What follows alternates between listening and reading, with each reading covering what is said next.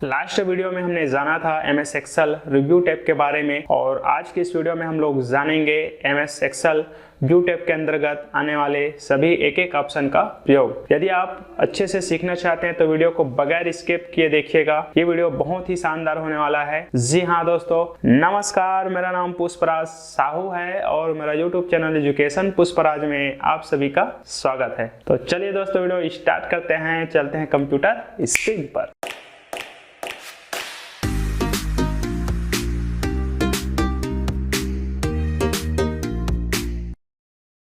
चलिए आज की इस वीडियो में हम जानेंगे एक्सेल व्यू टैब के अंतर्गत आने वाले इन सभी ऑप्शन का प्रयोग। इसके अंतर्गत फर्स्ट ग्रुप है वर्कबुक व्यू और पहला ऑप्शन है नॉर्मल। इस विकल्प का प्रयोग खुली हुई फाइल को नॉर्मल व्यू में देखने के लिए होता है। नॉर्मल करने से देख लीजिए जो रो और कॉलम है वो हमको एक ही शीट में दिखाई देता है। चलिए फिर नेक्स्ट ऑप्शन जानते हैं पेज लेआउट। इस विकल्प का प्रयोग करने से हमें प्रति पेज वाइज दिखाई देता है, साथ ही हेडर और फुटर के साथ भी दिखाई देता है। चलिए इस पर क्लिक करके देखते हैं। देखिए जैसे हम इस पर क्लिक किए तो हमारा ये जो डेटा है वो प्रति पेज वाइज डिवाइड हो जाता है। साथ ही यहाँ पर हेडर और फुटर भी दे सकते हैं या फिर हेडर फुटर को भी देख सकते हैं। जैसे मैं यहाँ पर देना चाहूँ तो टाइप कर सकता हूँ। जैसे मैं टाइप कर दे रहा हूँ जय माता दी, और यहाँ हम लोग खाली जगह पे फिर आके क्लिक कर लेंगे।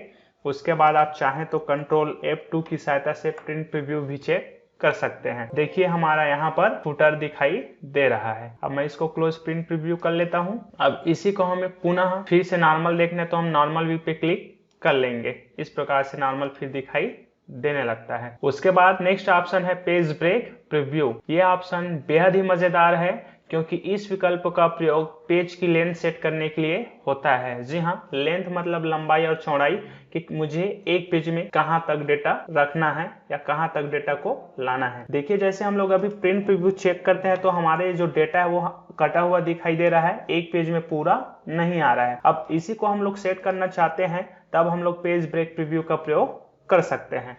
तो चलिए पेज ब्रेक प्रीव्यू का प्रयोग करते हैं। इस पे क्लिक कर लेंगे।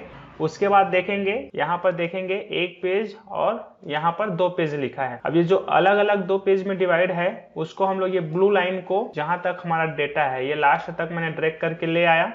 अब उसके बाद देखेंगे यहाँ पर खाली एरिया है, इसे भी हम लोग ये जो ब्लू लाइन है उसको माउस की सहायता से ड्रैग करके जहां तक हमारा डेटा है ले आएंगे। उसके बाद ऊपर की ओर भी देखते हैं तो देखेंगे ये जो ब्लू लाइन है उसको ड्रैग करके नीचे हम लोग ऐसे ले आएंगे। अब जो हमारा ये जो डेटा दो पेज में प्रिंट प्रीव्यू हो रहा था वो हमें एक पेज में ही हमारा डेटा अब सेट हो चुका है। अब हम लोग इसको नॉर्मल कर लेते हैं। अब आप चाहें तो प्रिंट प्रीव्यू चेक कर सकते हैं, कंट्रोल+F2। ये देखेंगे हमारा जो डेटा है वो अब दो पेज में नहीं आके एक पेज में ही आ रहा है। चलिए प्रिंट प्रीव्यू चेक करके एक बार कंफर्म कर लेते हैं। देखेंगे अभी लाइनिंग जो है वो ठीक नहीं आ रहा है, तो हम अब इसकी पेज सेट करते हैं। तो इसके लिए हम लोग पेज सेटअप में जाएंगे। पेज सेटअप में जाने के बाद यहाँ पर बस हमको फिट टू 1 by 1 कर लेना है और कर देंगे ओके। तो देखिए हमारा पेज सेट आसानी से हो जाता है और बढ़िया से भी डेटा प्रीव्यू हो रहा है। अब हम लोग चाहें तो ये भी देखेंगे, अभी देखेंगे ये जो हमारा डेटा वो अभी सेंटर में नहीं है पेज के, हॉरिजॉन्टली हम लोग देखें तो लेफ्ट साइड ज्यादा है। अब इसको हम लोग सेंटर में लाना चाहते हैं तो पुनः पेज सेटअप पे जाएंगे और यहाँ से मार्जिन में आ जाएंगे और यहाँ पर हम लोग सेंटर ऑन पेज में आने के बाद हॉरिजॉन्टली पे क्लिक कर लेंगे। इससे क्या होगा, हमारा जो ये डेटा है वो पेज के सेंटर में आ जाएगा। ओके कर लेते हैं। ये देखिए इस प्रकार से। यदि आप पेज सेटअप नहीं जानते हैं एक्सेल में तो इसका लिंक मैं डिस्क्रिप्शन बॉक्स में दे रहा हूं, आप वहां पर जाके वीडियो देख सकते हैं। चलिए नेक्स्ट ऑप्शन की ओर आगे बढ़ते हैं। नेक्स्ट ऑप्शन है फुल स्क्रीन। इस विकल्प का प्रयोग खुली हुई शीट को फुल स्क्रीन पर अस्थायी रूप से देखने के लिए होता है, इस प्रकार से। और जैसे हम लोग देख लिए, अब नहीं देखना चाहते हैं तो माउस का राइट बटन क्लिक करेंगे और यहाँ पर क्लोज फुल स्क्रीन पे क्लिक करके बंद कर लेंगे। तो चलिए अब नेक्स्ट ग्रुप की ओर आगे बढ़ते हैं। नेक्स्ट ग्रुप है शो और हाइड ग्रुप और इसके अंतर्गत फर्स्ट ऑप्शन है ग्रिड लाइंस, सेकेंड है हेडिंग्स और नेक्स्ट है फार्मूला बार। तो इन सभी विकल्प का प्रयोग ग्रिड लाइंस, हेडलाइंस और फार्मूला बार को देखने और छिपाने के लिए होता है। जी हाँ, ये जो कॉलम और रो का लाइन दिखाई दे रहा है, यदि आप इसे नहीं देखना चाहते हैं तो ग्रिड लाइंस पे आप क्लिक कर लेंगे, ऐसे आप हटा सकते हैं। उसी प्रकार आप ये जो ABCD लिखा है और यहाँ पर 1 2 3 4 लिखा है, इसे भी नहीं देखना चाहते हैं तो ये हेडिंग चेक बॉक्स पे क्लिक करके इसे भी हटा सकते हैं। उसी प्रकार ये नेम बॉक्स और फार्मूला बार को भी नहीं देखना चाहते, ये फार्मूला बार ऑप्शन पे क्लिक करके इसे हटा सकते हैं। और देखना चाहते हैं तो पुनः उसी पे क्लिक करके आप उसे ऐसे प्राप्त भी कर सकते हैं। तो चलिए नेक्स्ट ग्रुप की ओर आगे बढ़ते हैं। नेक्स्ट ग्रुप है जूम।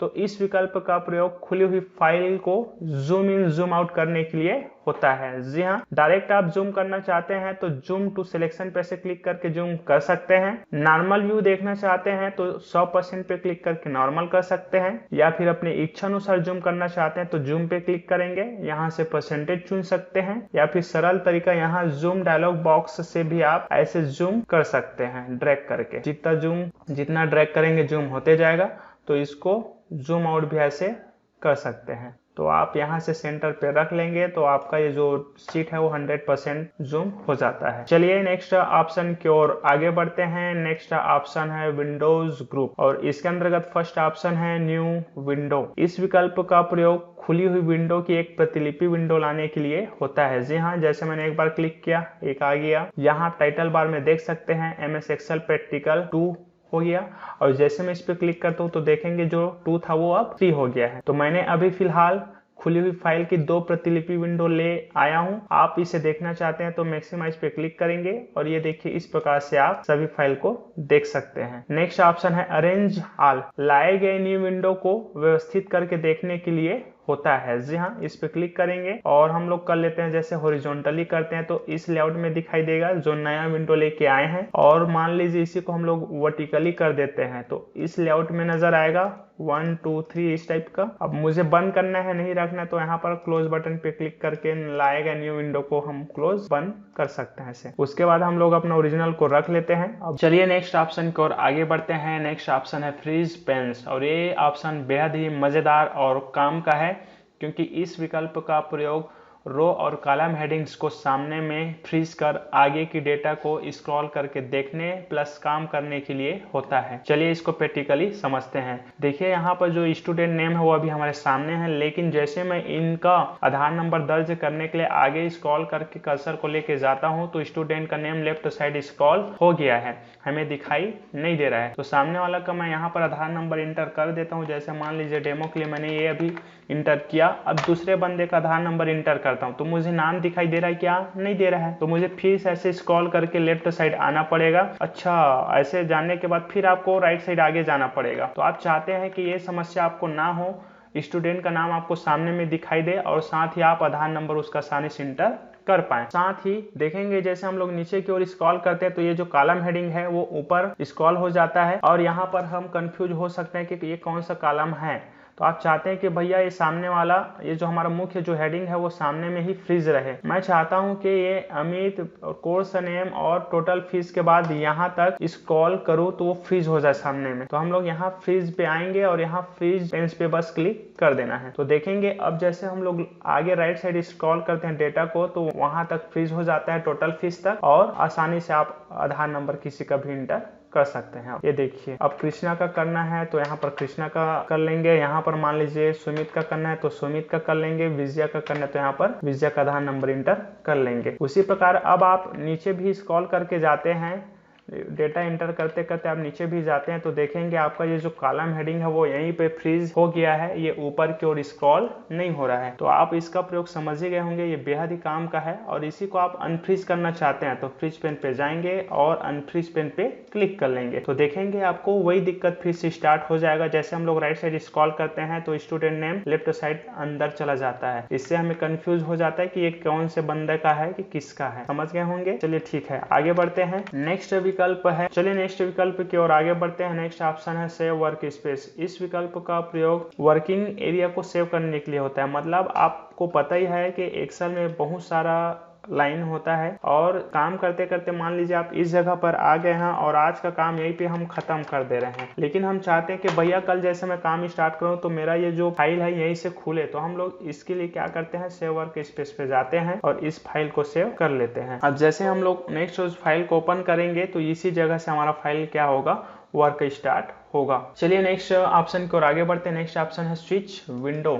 इस विकल्प का प्रयोग रिसेंटली ओपन किए गए एक फाइल को बंद कर दूसरे फाइल में जाने के लिए होता है। जी हाँ, जैसे मैंने यहाँ पर कंट्रोल एन करके नया फाइल लाया, कंट्रोल एन करके एक फाइल और ले आता हूँ। अब मान लीजिए मुझे पुराने वाले फाइल में जाना है तो देखिए यहाँ पर हम लोग ऐसे जस्ट क्लिक बस करेंगे, हमको उस फाइल में पहुंचा देता है। चलिए नेक्स्ट ऑप्शन की ओर आगे बढ़ते हैं। नेक्स्ट ऑप्शन है मैक्रोज। इस विकल्प का प्रयोग ऐसे जो शब्द बार बार हमारे काम के होते हैं उसे अस्थायी रूप से स्टोर करके रखने के लिए होता है, जिसे हम लोग शॉर्टकट बटन की सहायता से आसानी से प्राप्त कर सकते हैं। चलिए जानते हैं। मैक्रोज पे जाएंगे, रिकॉर्ड मैक्रोज पे क्लिक करेंगे, फिर यहाँ पर हम चाहें तो मैक्रोज का नाम डाल देंगे। तो चलिए मैं यहाँ पर मैक्रोज का नाम डाल दे रहा हूँ जनपद, और यहाँ पर शॉर्टकट बटन प्रेस कर देंगे, जैसे जे कर दे रहा हूँ, क्योंकि क्या है जनपद से रिलेटेड है इसलिए जे कर देंगे। जैसे बैंक से रिलेटेड हो गया तो यहाँ पर बी प्रेस कर देंगे, तो ऑटोमेटिक शॉर्टकट कीज क्रिएट हो जाता है। फिर कर लेंगे ओके। अब जैसे मैं यहाँ पर कुछ भी शब्द लिखता हूँ, जैसे कि मैं लिख दे रहा हूँ जनपद पंचायत पथरिया, उसके बाद बस इतना ही मैं लिख रहा हूँ। अब मैं चाहता हूँ कि ये